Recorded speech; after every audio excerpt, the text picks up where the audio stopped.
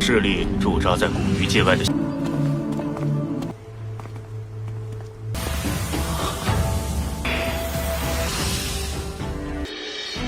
哪哪贤臣，是个贱人，都给我闭嘴！ Halo semuanya, selamat datang di Ruang Sinema. Bagaimana kabar kalian semua? Semoga selalu sehat dan baik-baik saja. Sesuai jadwal, jadi pada hari ini kita akan kembali melanjutkan series Donghua Martial Master episode terbaru, yang mana ini adalah episode yang ke-482. Bagi yang mau bergabung dengan series ini, kita sudah sediakan playlistnya. Jadi kalian bisa dan mudah mencari di mana episode awal dari series ini. Sebelum kita mulai episode terbarunya, kita akan melihat dulu apa saja yang telah terjadi pada episode sebelumnya. Tepatnya pada episode 481.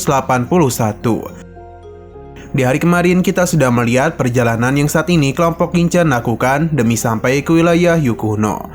Tidak pernah ada yang mengira kalau perjalanan kemari sangatlah mengerikan, sebab terdapat begitu banyak hukuman di tempat tersebut. Beruntungnya mereka menaiki kapal sebesar ini, jadi Kinchan bersama dan yang lainnya pun sampai dengan selamat. Karena sudah berada di atas, jadi ketua yang mempersilahkan Kinchan untuk melakukan perpisahan kepada teman-temannya. Walaupun ini sangat berat, tapi pada akhirnya perpisahan pun terjadi. Kinchan bersama rombongannya akan pergi dulu ke istana Yuji kuno. Dan bimbingan dari tetua Gotou, mereka pun bisa melihat stasiun tersebut. Hanya saja perjalanan mereka sempat terhenti oleh kedatangan seorang pria, yang mana dia cukup mencurigai orang-orang ini.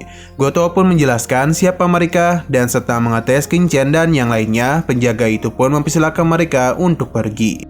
Sekarang kita akan melanjutkan episode terbarunya. Gotou meminta Kinchan dan yang lainnya untuk tidak membuat banyak masalah, sebab kuota untuk memasuki alam Yukuno sangatlah langka. Hanya beberapa orang saja yang diizinkan untuk masuk ke sana. Kinchan, Himo, dan juga Yan Qingdao akan selalu mendengarkan perkataannya. Perjalanan pun terus mereka lakukan, dan istana Yuji kuno pun perlahan-lahan sudah mulai terlihat. Tempat ini begitu besar, jadi dari jauh saja sudah kelihatan bentuk istananya. Himo dan juga Yan Qingdao begitu bersemangat. Gotou memberitahu kalau ini adalah istana tempat kekuatan utama ditetapkan di luar dunia Yukuno. Begitu alam Yukuno terbuka, maka merekalah yang akan membawanya untuk bisa masuk ke dalam sana. Sesaat kemudian, Kinchan dan yang lainnya pun akhirnya tiba di halaman depan istana. Mereka begitu terpukau dan betapa luasnya tempat itu. Sesaat kemudian, Gotou pun disambut oleh seorang pria yang langsung saja menemuinya. 势力驻扎在古鱼界外的。 Sepertinya mereka ini sangatlah dekat. Pria ini pun melihat Kinchan, Himo, dan Yan Qingdao. Ia yakin kalau ketiga murid inilah yang menjadi pemenang pada kompetisi Papilion Pil 4 wilayah bawah. Gotou membenarkan dugaannya. Berhubung mereka datang kemari, jadi tanpa berlama-lama, ia pun membawa kelompok Gotou untuk minum bersamanya. Tapi Gotou menolak sebab ia harus menyelesaikan beberapa urusan terlebih dahulu. Pria ini menduga kalau Gotou takut ketiga muridnya akan tersesat. Tapi bukan itu yang Gotou takuti, karena mereka bertiga ini masihlah belum akrab dengan istana. Jadi ketua Ouyang telah memberikannya perintah untuk membawa mereka berkeliling dulu, agar bisa mengenali lingkungan ini dengan baik. Pria ini baru tahu kalau Ouyang bisa bersikap selembut itu. Apakah adik ini sudah salah minum hingga bisa bersikap seperti ini? Tujuan pria ini menunggu kedatangan mereka karena diminta oleh gadis suci Papilion Pil Huyu. Kinchan sempat merasa jengkel mendengar hal tersebut, sedangkan Gotou hanya tertawa saja dan pergi masuk bersama ketiga muridnya.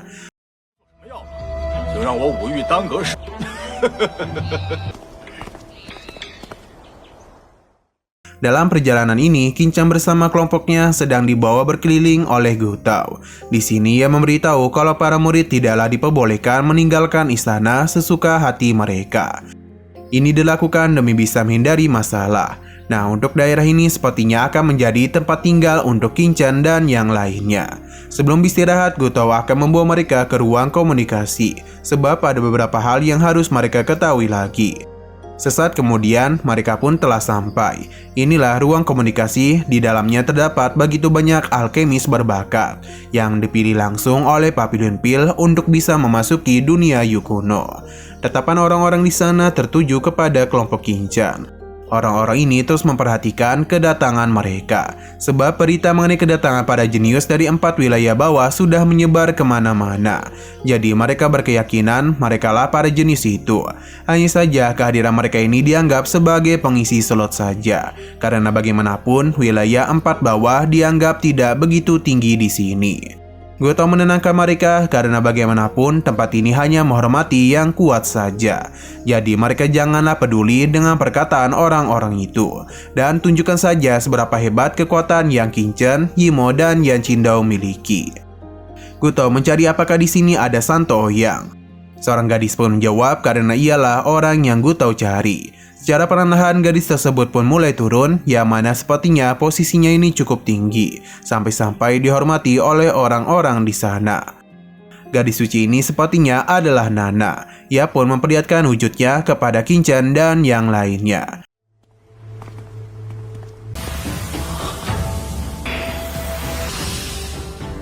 Goto langsung memberitahu kalau Ketua Ouyang Zhengqi ingin menyampaikan sesuatu kepada gadis suci. Jadi dia ini ingin membicarakan hal itu dulu. Nana meminta Goto untuk mengatakan isi pesan itu di sini saja. Awalnya Goto ingin menolak, tapi Nana memaksanya yang membuat Goto tidak punya pilihan lain. Ia pun memberitahu kalau di depan mereka adalah Qin Chen, pemenang kompetisi alkemis di 4 wilayah bawah. Ketua yang berharap gadis suci bisa membantu Qin Chen mengenali lingkungan istana dan juga meminta untuk memberikan bantuan ketika berada di dunia Yu kuno. Apa yang Goto katakan sontak saja membuat gadis suci dan orang-orang di sana terkejut. Karena bagaimana bisa Nana memberikan bimbingan kepada seorang pria dari 4 alam bawah. Penolakan terus saja dilakukan karena mereka menganggap Qin Chen tidaklah pantas untuk dibimbing oleh gadis suci. Goto pun memberikan surat resmi dari Ketua Ouyang dan ini pun langsung diterima oleh Nana. Selain itu, kamar Qin Chen akan berdekatan dengan gadis suci. Semua ini adalah permintaan langsung dari Ketua Ouyang. Goto hanyalah menyampaikannya saja. Jadi dia pun pamit pergi dari tempat itu. Orang-orang ini masihlah kepikiran sebenarnya siapakah Qin Chen. Sampai-sampai Ketua Ouyang membuat permintaan seperti itu. Gadis suci pun membaca isi pesan yang dikirimkan oleh pamannya.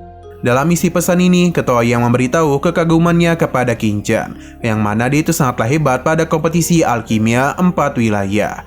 Qin Chen tidak hanya berbakat, namun juga sangat tampan.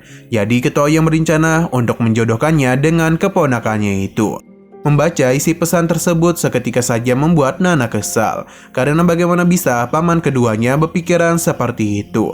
Nana pun meminta semua orang untuk berhenti membicarakan Qin Chen, sebab dirinya ini benar-benar kesal kepadanya.